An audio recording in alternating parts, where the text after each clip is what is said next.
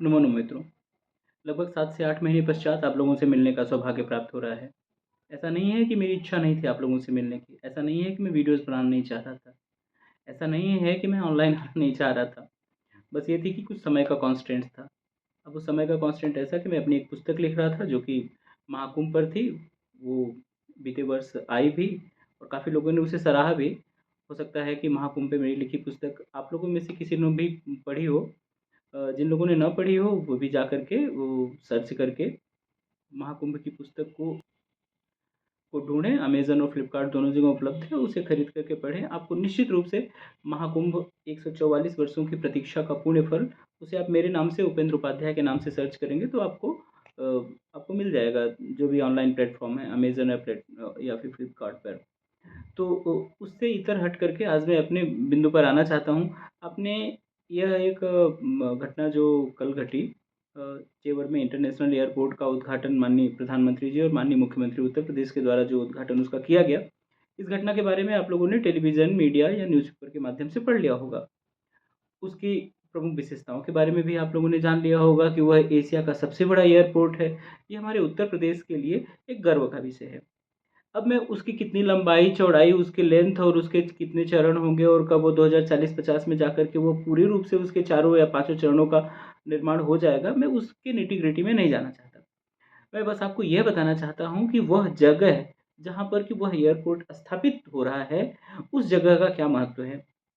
आप जान रहे होंगे, जैसा कि उसके नाम से ही स्पष्ट है कि जेवर इंटरनेशनल एयरपोर्ट, तो वो जेवर जगह पे स्थापित है। जेवर कहाँ है? जेवर उत्तर प्रदेश के नोएडा में है। अब यह जेवर जो है, यह एक ग्रामीण पृष्ठभूमि वाला क्षेत्र है, लेकिन यह जेवर एक प्राचीन आध्यात्मिकता को अपने साथ लिए हुए है। यह त्रेता द्वापर काल से यह क्षेत्र ऋषि मुनियों की तपस्या की साधना स्थली रही है। इसका प्राचीन नाम जाबालीपुर था। ये जाबालीपुर क्यों था? क्योंकि ये जाबाली नामक ऋषि ने यहाँ पे तपस्या की थी, उन्हीं के नाम पर इसको जाबालीपुर कहा जाता था। ये यही जाबाली जो शब्द है, वह उसका अपभ्रंश रूप आजकल जेवर के रूप में विख्यात होता है। पुरातात्विक साक्ष्यों की यहाँ पे खुदाई की गई तो यहाँ पे आर्कियोलॉजिकल सर्वे ऑफ इंडिया ने यहाँ खुदाई की और यहाँ पे पेंटेड ग्रे वेयर भी मिले हुए हैं, जिनको कि हिंदी में चित्रित धूसर मृदभांड संस्कृति कहा जा सकता है। तो उस संस्कृति के भी यहाँ अवशेष मिले हैं। इससे साबित होता है कि यह एक बहुत ही प्राचीन आध्यात्मिक और सांस्कृतिक नगर रहा है। उसकी यह प्राचीन नगर अपनी प्राचीनता के साथ-साथ आधुनिकता को भी अपने आप में समेटेगा। यह एक अद्भुत मिलन होगा। और मित्रों, जैसा कि प्रधानमंत्री जी हमारे कहते हैं कि भारत को आधुनिकता की तरफ ले जाना है, लेकिन संस्कृति के गमले में उसकी जड़ को रोपने के साथ-साथ। तो आधुनिकता और प्राचीनता का यह मिलन, जो कि जेवर इंटरनेशनल एयरपोर्ट के रूप में हो रहा है, मुझे लगता है कि वह उस प्रतिज्ञा, जो कि वो पंचप्रण जिसको बोलते हैं, उस पंचप्रण के एक प्रण का निश्चित रूप से यह साकार बिंदु है।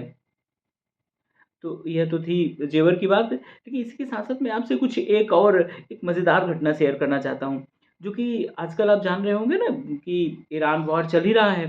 तो ईरान, इज़राइल और अमेरिका के बीच युद्ध चल रहा है। यह युद्ध सिर्फ़ अभी 3 देशों, प्रत्यक्ष रूप से तो 3 देशों में के बीच चल रहा है, लेकिन अप्रत्यक्ष रूप से पूरी दुनिया को इसने हिला डाला है।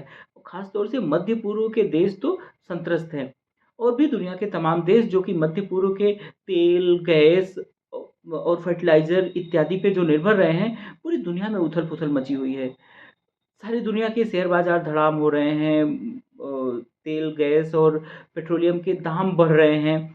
फैक्ट्रियाँ धीरे-धीरे उनका उत्पादन कम हो रहा है, सोने-चांदी के दामों में और मुद्रा में अवमूल्यन, अस्थिरता, बाज़ारों में अस्थिरता, लोग अपने भविष्य को लेकर के, व्यापारी वर्ग ख़ास तौर से चिंतित हो रहे हैं। इसी बीच मेरे हाथ एक लेख लगता है, जो कि भारत के प्रसिद्ध फ़िल्म मेकर विवेक रंजन अग्निहोत्री का एक व्यंग्य लेख है, जो आज के ही दैनिक जागरण में छपा हुआ है। तो मैं उनके इस लेख से, और आज ही दैनिक जागरण में मुझे डोनाल्ड ट्रंप का एक संदेश पढ़ने को मिला।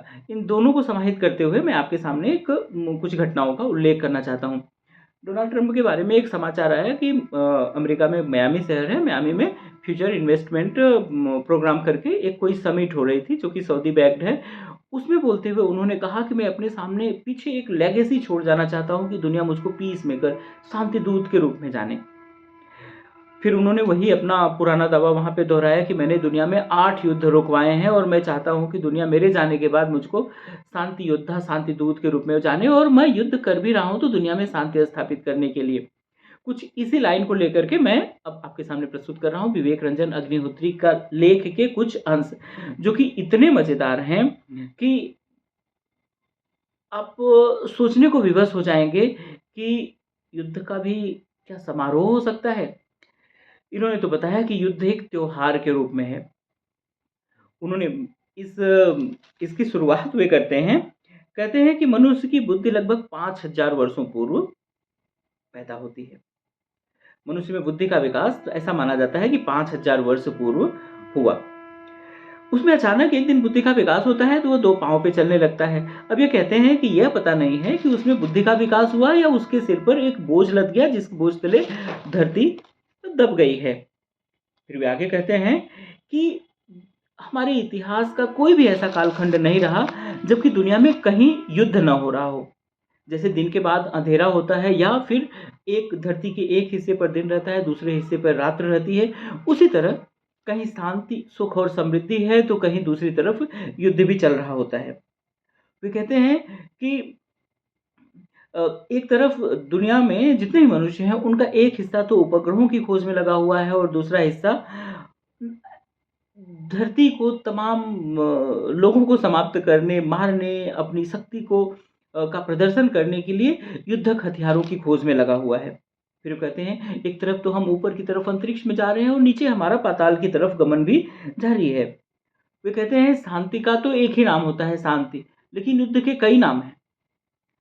कहते हैं कि अगर युद्ध को एक डिक्शनरी बनाएँ तो लगता है कि एक विश्वकोश जैसी डिक्शनरी तैयार हो जाएगी। कुछ नाम ये उल्लेख भी करते हैं, विश्व युद्ध, गृह युद्ध, आर्थिक युद्ध, शीत युद्ध, व्यापार युद्ध, तकनीकी युद्ध, साइबर युद्ध, ब्ला ब्ला ब्ला, तमाम तरह के युद्ध।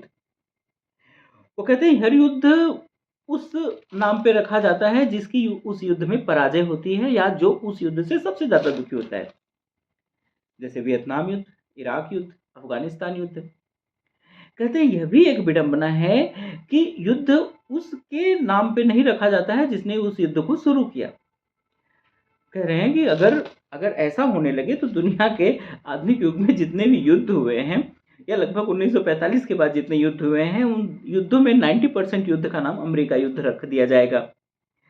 बड़े मज़ेदार अंदाज में वे आगे बढ़ते हैं और कहते हैं कि युद्ध होते क्यों हैं?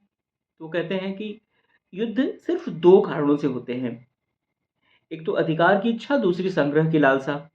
हर व्यक्ति यह चाहता है कि उसके पास वो क्यों है जो मेरे पास नहीं है, और जो मेरे पास नहीं है उसकी चाह मनुष्य में सदैव से हमेशा उसके प्रति उसकी लालसा ज़्यादा रही है कि जो वह नहीं है वो वह प्राप्त करना चाहता है। दुनिया में किसी के पास तेल है तो किसी के पास पानी है, तो किसी के पास उपजाऊ भूमि है, किसी के पास सोना है, किसी के पास रेयर अर्थ है, और दुनिया में छीना-झपटी मची हुई है, दुनिया में युद्ध मचा हुआ है। किस लिए? इस पे एकाधिकार करने के लिए, प्राप्त करने के लिए। जो ताकतवर है, जिसके पास हथियार हैं, जिसके पास मिसाइलें हैं, जिसके पास धन संपत्ति है, जिसके पास सबसे बड़ी सेना है, वह दूसरे देश को चाहता है कि वह उसके नीचे रहे, वो उसकी गुलामी करे, वो उसका सब्जर्विएंट बनकर रहे, वो उसकी दास्ता स्वीकार करे, उसके कहे गए हर एक वाक्य को ब्रह्म वाक्य मान करके, ईश्वरीय आदेश मान करके उसका पालन करे। यदि वह ऐसा करता है, तो वो शांति से जीने का हकदार है, अगर ऐसा नहीं करता तो उसके ऊपर युद्ध थोप दिया जाएगा। हालाँकि इसकी व्याख्या एकांगी नहीं हो सकती। युद्ध में हमेशा ऐसा नहीं होता कि एक ही पक्ष दोषी हो, कई बार ऐसा होता है कि दोनों पक्ष बराबर के दोषी होते हैं। हालाँकि इनका जो एक व्यंग्य लेख है, वह एक तरफ से चलता है, वो दूसरी तरफ जाकर के उसमें एक ही पक्ष को इन्होंने ज़िम्मेदार मान लिया है। जैसे इस दुनिया के सारे युद्धों के लिए अमेरिका को ज़िम्मेदार मान लिया है, जो दूसरा पक्ष है वो उसकी कोई भूमिका नहीं है, ऐसा नहीं है। कमोबेश दूसरा पक्ष भी कुछ हद तक ज़िम्मेदार होता है, उसकी कुछ नीतियाँ होती हैं जो ज़िम्मेदार होती हैं, लेकिन कुल मिला-जुला कर के माना जाए तो यह अमेरिका द्वारा थोपे गए युद्ध दुनिया में अक्सर बहुत ढेर सारे युद्ध ऐसे मिलेंगे आपको जो अमेरिका द्वारा दुनिया पे थोप दिए गए हैं। अब ये कहते हैं कि आधुनिक युग ऐसा है, जैसे एक पुरानी कहावत लेते हैं कि all is fair in love and war, तो उसको ये दूसरी तरह कहते हैं all is fair in internet, media and war. वो कहते हैं नैतिकता एक विकल्प है, रणनीति नहीं है। हमारे हमारे आदर्श क्या हैं कि नैतिकता एक साध्य है जिसकी साधना हमें करनी है। नैतिकता आदर्श बिंदु है, नैतिकता हमारा श्रेय है, नैतिकता हमारा प्रेय है, नैतिकता हमारी चालन शक्ति है। लेकिन आधुनिक युग में क्या हो गया, नैतिकता एक रणनीति है। नैतिकता को लोग अपने अनुसार उसका उपयोग कर रहे हैं। जो वे मानते हैं नैतिक है, वही नैतिक है, जो दूसरे नैतिक मान रहे हैं, वो नैतिक नहीं है। जबकि नैतिकता को हम मानते हैं कि यह यूनिवर्सल ट्रुथ होता है, लेकिन यहाँ नैतिकता शक्ति के सापेक्ष कर दी गई है। जैसा कि विवेक रंजन अग्निहोत्री का मानना है कि नैतिकता एक रणनीति के रूप में उपयोग होती है। जब किसी को अपनी बात मनवानी हो, तो कह दो कि तुम अनैतिक हो या अनैतिक हो, तुम्हारा ये कार्य नैतिक है, तुम्हारा वो कार्य अनैतिक है। लेकिन जैसे ही वो अपने पे आए, सारी नैतिकता को घोल करके पी जाओ, उसका कोई मतलब ही नहीं निकलता। वो कहते हैं कि युद्ध एक त्योहार है जिसमें दुनिया की जो ताकतवर देश हैं, वे अपने नए-नए हथियार, नए-नए इनोवेशन और इन सब का वे प्रदर्शन करते हैं। वो कहते हैं कि यह एक उद्योग है जिसमें क्या होता है कि जिसका मौत सबसे बड़ा, कहते हैं कि युद्ध जो है एक सबसे बड़ा उद्योग है, जिसका सबसे बड़ा प्रोडक्ट क्या है? मौत। और सबसे बड़ी ब्रांड क्या है इसका? शांति। शांति सबसे कमज़ोर ब्रांड है इस उद्योग का, और मौत सबसे बड़ा प्रोडक्ट है। और कहते हैं कि विडंबना देखिए कि दुनिया में जितने भी युद्ध लड़े जाते हैं, वे शांति के नाम पे लड़े जाते हैं। और बुद्धि के बारे में तो उन्होंने कहा, ये अपने आलेख में कह रहे हैं कि इतनी बड़ी विडंबना है कि हम बुद्धिमान होते हुए भी युद्ध करते हैं, और युद्ध करके हम अपने आप को बुद्धिमान साबित करते हैं। हालाँकि मुझे ये युद्ध का त्योहार, इनका लेख पढ़ते हुए काफ़ी काफ़ी चुटीले अंदाज़ में इन्होंने लिखा हुआ है, काफ़ी सार्कास्टिक वे में लिखा हुआ है कि यदि हम बुद्धिमान हैं, तो हमें ये ज्ञात है कि युद्ध से विनाश होता है। लेकिन फिर भी हम युद्ध लड़ते हैं, और हम अपनी उस बुद्धि का प्रयोग उस युद्ध में विजय प्राप्त करने के लिए और अपने विरोधी का समूल नाश या सर्वनाश करने के लिए हम अपनी उस बुद्धि का प्रयोग करते हैं। और इतना ही नहीं, हम अपने उस युद्ध को जायज़ ठहराने के लिए भी हम बुद्धि द्वारा हम तर्क गढ़ते हैं। वे कितने भी नाजायज़ तर्क हो सकते हैं, लेकिन उस युद्ध को सही साबित करने के लिए हम वे तर्क गढ़ते हैं। तो कहते हैं कि हम बुद्धिमान हुए, तो होना तो यूँ चाहिए था कि जब हम बुद्धिमान हुए, इन्होंने ये लिखा नहीं है, लेकिन उसका सार मैं अपनी तरफ से ऐसा बोल रहा हूँ कि होना तो ये चाहिए था कि जब हमारे मस्तिष्क में बुद्धि आई, विवेक आया, तो यह होता कि हम युद्ध से परहेज़ करते, क्योंकि हम उसके प्रॉस एंड कॉन्स को जानते हैं। हम हथियारों की होड़ और उसके दुष्प्रभाव के बारे में जानते हैं। हम युद्धों से जो रक्तपात होता है, जो विध्वंस होता है, उसके बारे में जानते हैं, और हमने अपने आँखों के सम्मुख देखा है। फिर भी हम जाने-अनजाने में युद्ध में पिसते ही रहते हैं।